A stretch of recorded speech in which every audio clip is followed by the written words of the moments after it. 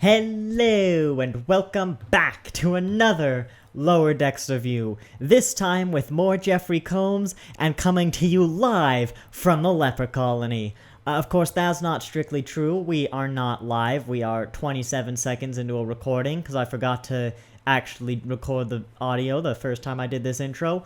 But yeah, I got COVID, so much for the making the background super interesting. I have all my lovely starships lined up on a desk, just like that in my dorm. This is not my dorm. This is a special dorm in the building that's been completely quarantined. As I said, this is my own private little leper colony that the university has thrown me in. I'm doing fine. Obviously, I'm recording this video, and I did my old intro. There might be some awkward cuts, as my throat's about to tell me, because especially after 40 minutes of talking, I may be coughing a bit more, but I'm fully vaccinated, so that means that I'm already, like, getting over it, and no troubles, so, yeah, that's why I'm here today. The show must go on. We will not stop for anything, which is probably not true. We're probably gonna fail, once Discovery comes on, rather. But I want to get to that point before we fail. I set my mic up on this very peculiar stand, and it's actually backwards for this dorm. So I'm actually talking to the back of the mic. I'm mentioning that because I might sound weird, because I'm also recording audio from in front of me. You're seeing the front of the mic, and my computer is actually down there next to the camera in front of the mic, because the desk in my room, my dorm, I set it up perfectly, arranged the whole thing. In the Leper Colony, my 10-foot Ethernet cable actually doesn't reach the port all the way across the room, so my computer's in the... It's not an ideal setup. Just after I got the setup ideal, they moved me to the Leper Colony. Now, you may be asking, is it still a colony if it's just one person? And there was some dissent among the colony about that same question, but I held a vote, and all of me agreed that this is still a colony. So yes, coming to you, same as next week, we'll be coming to you live from the Leper Colony.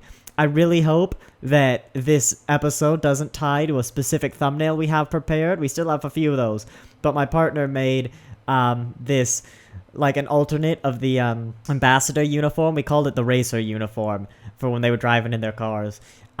Where rather than going like, woo, with my tongue out, I was vomiting, because we were like, oh, maybe it's real dizzy, maybe I won't like the episode they made too. And I'm really hoping I can use the vomiting thumbnail for the episode where I almost said, well, I have leprosy. I don't have leprosy, I have COVID. That's a different thing. But the main reason I bring this up is because there's a chance this episode might just end. I feel fine, haven't coughed yet, but, these recordings can go on for about 40 minutes sometime. I may not be able to make 40 minutes with my voice still like this, so I'm actually doing this intro really early. It's like 10. And without further ado, I'll see you after the next episode, the Jeffery Combs episode. Did his kingdom come? I'm still getting over that scene. Yes, welcome back, and we're freshly shaved at the Leper Colony. First day without the pride flag in the room, and I forget to shave. I never do. But anyways, yes, that episode Lower Decks, Jeffery Combs, wonderful to have him back. And we're back on track. We had that weird trilogy of the worst, the best, and the middle episode recently, but I think we're back. Yeah, very solid, great episode. I was a bit concerned initially once I got the association where we linked dragons and sex with a former Rick and Morty writer. I was concerned, but no, this was not that episode of Rick and Morty, which was good. There were a lot of good things. Lower Decks also passed the test when Rutherford died. Lower Decks has managed to be a show where I think they actually would. I was like, this is probably some sort of weird way to get the engineer guy, can't remember his name, to have sex, but also, I'd believe it. Like, I could see them killing off Rutherford, I could see Tendi having to deal with it, and I'm like, no, yeah, I could see them doing that. But I think we're getting close to, basically the third act of the character arc, where, Tindy's getting even closer to Rutherford with a near-death experience. Mariner's getting closer to coming to terms with the fact that, yeah, Boimler's catching up with him. Mariner as well, a fascinating character who will alternate from being the best friend in the universe to the worst friend in the universe with no middle ground. Because, yeah, she's always like the model friend or really uncomfortable. Like, no, this is not a good person to be friends with. It's crazy. Yeah, this is one of the instances where she was way out of league. And, like, I really hope there is some sort of going to the first officer. Man, I'm really bad with names today. With Ransom, if she goes to Ransom, they'd be like, yeah, no, I was way in the wrong. Like, yeah, that, because she's just, like, screwing over Boimler's career now. And as we talked about last time, Boimler is very much, like, he probably should be a lieutenant very, very soon. I mean, he was, but, you know, we really should do again. Like, almost the first time when he became a lieutenant, it didn't necessarily feel justified. Like, maybe he had a really great day, but now it's like, no, yeah, this guy, like, next promotion cycle, he's becoming a lieutenant. And we also got to see more very capable and practical Boimler, just surviving out in the wilderness. I did kind of call, like, later on when they were in that ship, I was like, I bet Boimler is actually one-upping the computer somehow. He's one-upping Jeffery Combs. But yeah, great episode. I had a lot of laughs. As, you know, a little regrettably, well, with a bit of a cough still. There was also a bit where, the Cerritos, the ship itself, looked a bit weird when it pulled up to the Renaissance ship, I'll call it. It was the first time it actually kind of looked CGI. It was weird. I think, because I know Lower Decks does stuff like this, I think they might have made the Cerritos look almost dingier and dirtier next to the beautiful, regal, other ship, really to get that regal sense in the alien ship. But especially when they were cutting between the Cerritos and the ship, it was like, it almost looked like it didn't belong for the first time. You had the, like, CGI creation, and then, you know, your hand-drawn, it made the regal ship look 2D. It was really weird. I didn't get that through the whole episode. It was mostly kind of that first scene, when they first started arriving at the royal ship. I really wish I could remember their names. But yeah, that was an interesting oddity. But I think we're going, I don't know how long, basically how quickly they want to wrap things up. I mean, Lower Decks is getting a season 3, and, you know, at this rate, it's showing no signs of stopping. Like, if it were to end soon, it's because McMahon wants the story to end, not anything else. I think we're definitely getting some sort of resolution, on a lot of these threads is what we're building up to. Because as much as, you know, the Picard and Crusher thing went through all of TNG, in fact, completely over my head the first time I watched it, embarrassingly so. I've talked about this before, where I feel the natural story progression for Lower Decks ending is here, and the part where the show has to end is, like, up here. You know, there's going to be a big gap. I hope they end in the right place. Yeah, I think it could be interesting to have Tindy and Rutherford get together properly and then maybe explore some seasons under that, like a different relationship.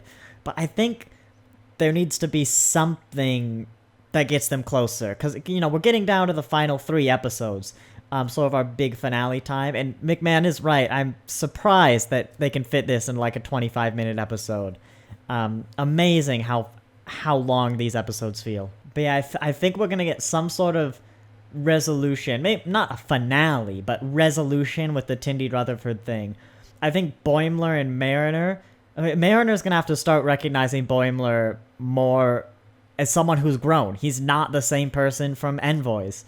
You know, in tears, just he was incapable. I talked about this again last time. Now he's not, and Mariner just has to accept that, and that could lead to more interesting things with them going on higher stakes, more interesting missions. There's a way you could do it, actually. I know you want to keep the B plot as A plot, but kind of rather than moving the other officers forward, do what they've sort of done for season 2 already, and move the ship up a bit. You know, give Captain Freeman a bit more prominence, so they're, you know, you still have these random missions like this, but you're slowly becoming a more and more important ship doing more and more important things. You know, we got the pack-led meetings and stuff, and Freeman's definitely going at that. They're hinting, like, this could be your year at a promotion. I don't think they'd, you know, do a Doctor Who, completely shake up the cast and everything. But yeah, we're getting closer to kind of seeing those the threads of the resolution coming in now. It's just, I hope it's satisfying enough, and it absolutely was in season 1, but I hope it's satisfying enough to allow us to continue the show without it overstaying its welcome. But yeah, I think we can start getting into the scene by scene. For one, because I'm starting to have a little bit of coughing fits every now and then, and for another, because it can help me organize my thoughts and help show the jokes more I like and highlight some of those specifics. Now, I've just realized, but that poster in the background, right? That looks like a communist, a Soviet propaganda style, which is interesting. So Jeffery Combs here, clearly playing a communist computer. And I loved Jeffery Combs' performance. Well, it was amazing. It's Jeffery Combs, but the writing as well. The everything about the computer was just great. His constant threats or trying to coerce people to plug him into a data point were amazing. I loved like, oh, you bet you couldn't throw me over that console. Just everything about Jeffrey Combs' character was perfect in this episode. The Jeffrey Combs, the writing, the everything, beautiful. Loved it. I also really enjoyed the background. We're getting more details about a character, the engineer guy, who's apparently the Lower Decks character, whose names I don't know. I thought I had them all, but, this guy's only just kind of come up. But yeah, I like that. I thought it was fun. I'm not sure if he's human or not.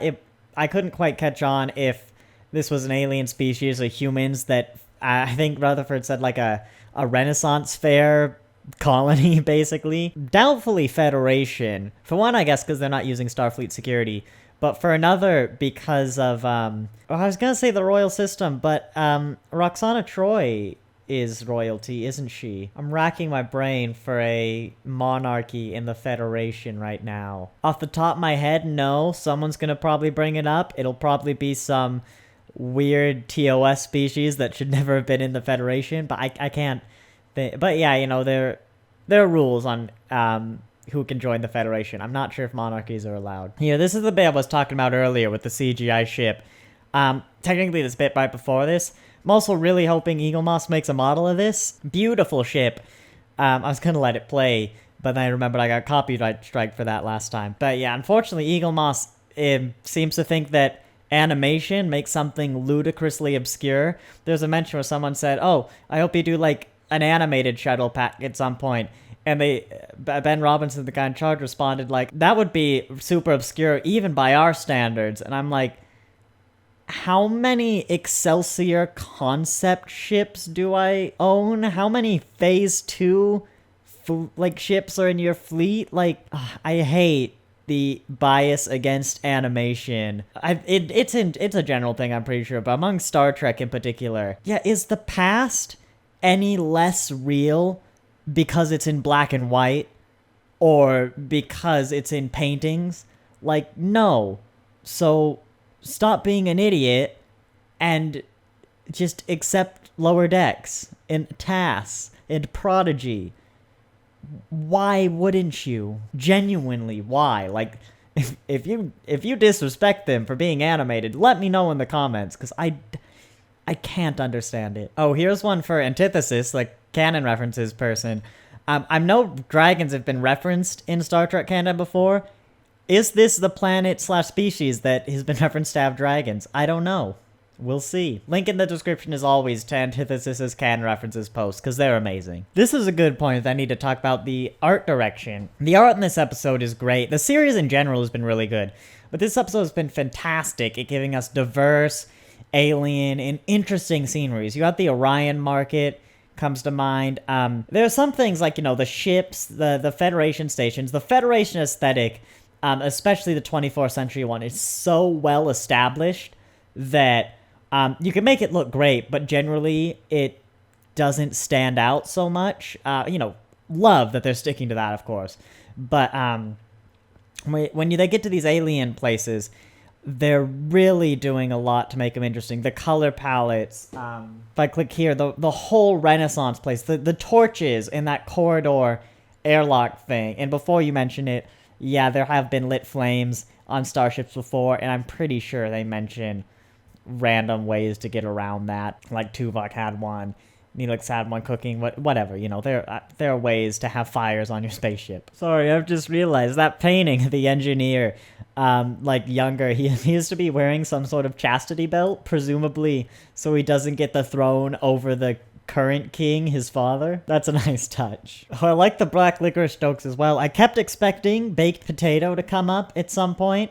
Of course, the spoiler Mike McMahon gave us in Star Trek Day, but as someone who doesn't like licorice, I just love, it's those little running jokes. It's a form of comedy I love where, what are some relevant things? Psychonauts does it a lot, that game that just came out. And Lower Decks does it, the good Lower Decks episodes do, where, they set up that thing, like, the licorice, and it's sort of fulfilled. It's a joke that gets wrapped up and stuff. So you don't really pay attention. And then later, here, like halfway through the episode, they come back and it's like, this also tastes like black licorice? What the heck? Like, I mean, it's callbacks. So the unexpected callbacks and references, which in a way is what this series does. You had a tourist, they got the Skin of Evil, who I can never pronounce correctly. Gary Mitchell, like all the things I've been latching onto, unlike my voice, all the things I've been latching onto and commenting are that sort of unexpected callback, which is a form of comedy I love, so maybe that's why Lower Decks resonates with me so much, and a lot of people. It's a very popular show, but I love that callback sort of humor. Note to self: make callback to this video in next week's video. God, the ship blew up 2/3 of the way through the episode. There you go. I'm not sure how well you can see that on camera, but so jam-packed. And after that, there was a lot, they focused on the planet for a long time and then kind of came back to this. There was a good balance of both plots, very well done. But, God, it's so hard to believe. Like, at this point, I'm like, we're 25 minutes through, right? This is the midpoint of a 45-minute episode. Yeah, everything about this was done great, this plot line from this point onward. And it's the setup. The original series, right, had the main characters die way more than I remembered, or had their lives put in danger and stuff like that. And my partner, when I was watching it, very early on, made a joke. I can't remember who it was. It was like, oh, bold decision to kill off Kirk in the 3rd episode or whatever. And that's kind of become a running joke throughout the series. I've had a lot of fun with it. The Wrath of Khan was great, where they were like, bold decision to kill off Spock in the 2nd movie, and I was like, oh yeah. But I'm really looking forward to Tasha when we do the Next Generation. But that became a joke because it's like, yeah, no, they're not gonna kill any named character. It's the joke. It's the unnamed red shirts who are the red shirts. But with Lower Decks, it's like they'd kill Rutherford. I'd believe that in an instant. And I'd miss him, and it hurt me, and I just think they could do such great things killing off Rutherford story-wise. Not that I don't want him here. Yeah, that's a show where I believe they could. And obviously, it's possible to have tension and stakes, even though the audience knows the characters will survive.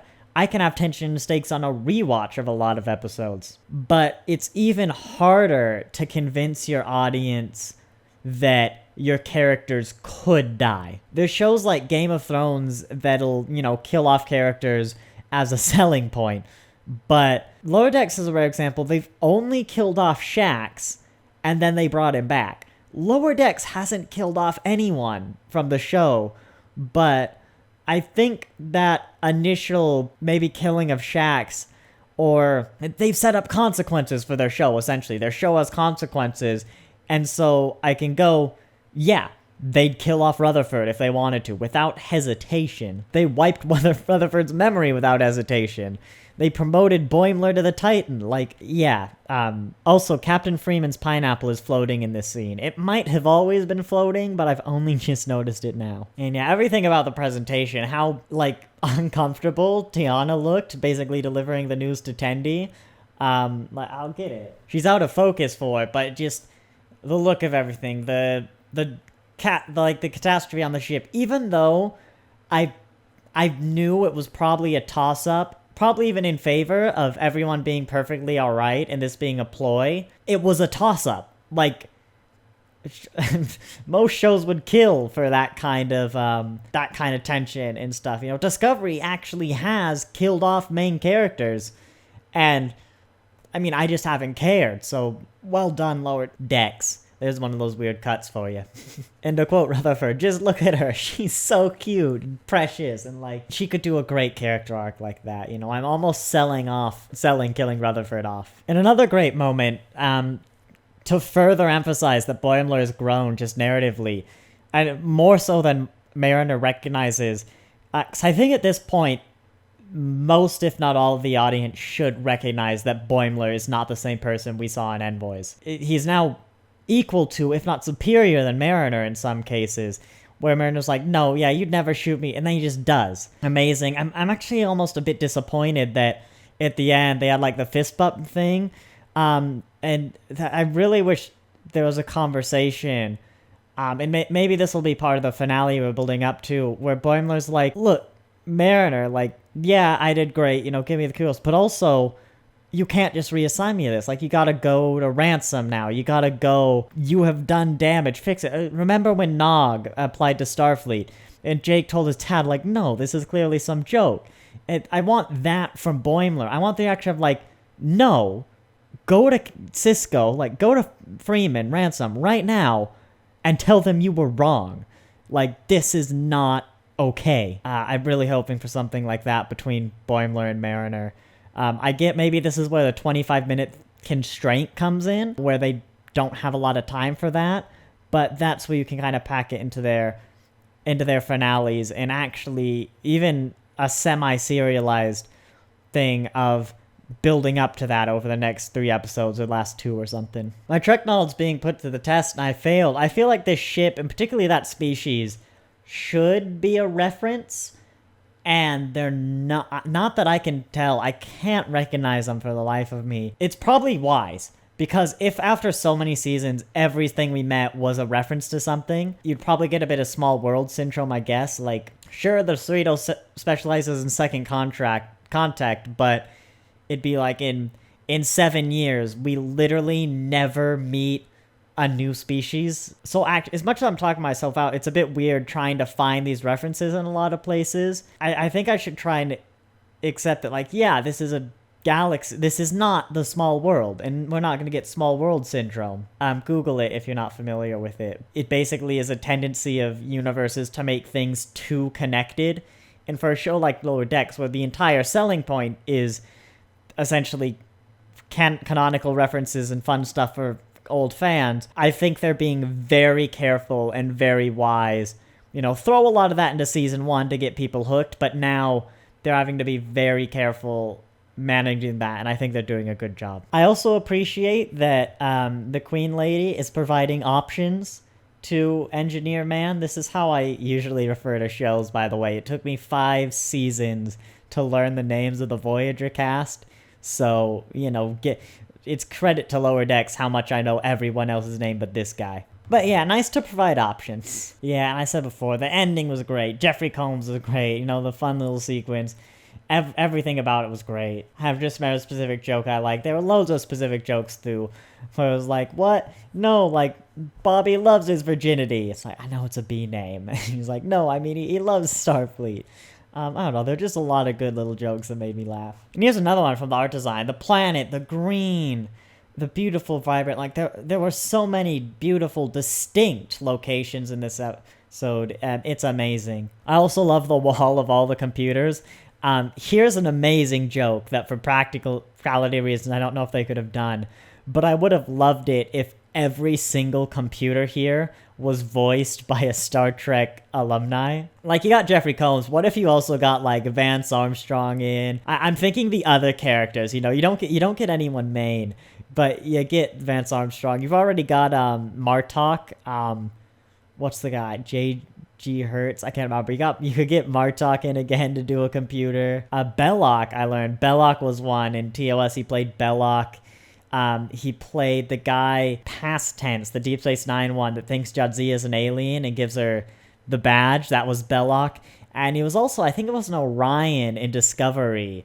You could have got Belloc in, but all those other actors, Like, it would have been hilarious if they could get loads of those people to do the voices of the computers. Like, I would have loved that. But of course, then you've got to get loads of people in to do the voices. I don't know, they could have called in, like, you probably could have found enough. I think it would have been fun. You could get The Rock in. That would have been fun. Remember that time The Rock was on Star Trek? And if you don't, that's why you watch classic Trek. I was thinking of Vorta. I was thinking Iggy Pop, I think was the name of the rapper. But as I was trying to come up with his name of famous people in Star Trek, I was gonna do, oh, you could do Wayoon. You could do the Wayoon's guy. Like, he was everywhere. I'm like, that's Jeffrey Combs, Nathan. So, well done. Yes, you could have Jeffrey Combs in this episode. Wouldn't that have been nice? Shame they didn't do it. Wow. All right, here's a screenshot of this. Middle row. Okay, you see it yet? Left side. You see it yet? Second in. You see it yet? CBS Studios is an evil, maniacal computer who wants to destroy the Federation and take over the world. Insert your modern Star Trek jokes here, but that's nice. That's a great joke. Nothing else particularly stands out to me. There's one up top that looks like the Klingon symbol next to the Triforce, but so a lot of things are vaguely familiar, but the CBS Studios is the only one. And I think that's it. We've hit 40 minutes of recording. I haven't died yet. That's good. So I hope you enjoyed this video. I hope you enjoyed the Leper Colony. You're gonna see it again one more time. And another thing, I have university internet now, which means I can actually live stream. I've been thinking of trying to incorporate something like this into a live stream format. I don't know if we watch the episodes live. Bring your own video, of course, to that. It'd just be my live commentary. I'm not sure, but if there, or if I just kind of record this thing live and maybe edit it down later, do it live on Twitch with responses. I'm not sure, because I don't know if I have a big enough audience to do it, if anyone would really show up, to be honest. So if that's something you might be interested in, definitely put it in the comments. I mean, if one person shows up and I have like a guaranteed one viewer, that might make it worth it alone. But if you have any interest in sort of live stream things like this, then definitely let me know. Otherwise, thanks for watching, and I'll see you next time.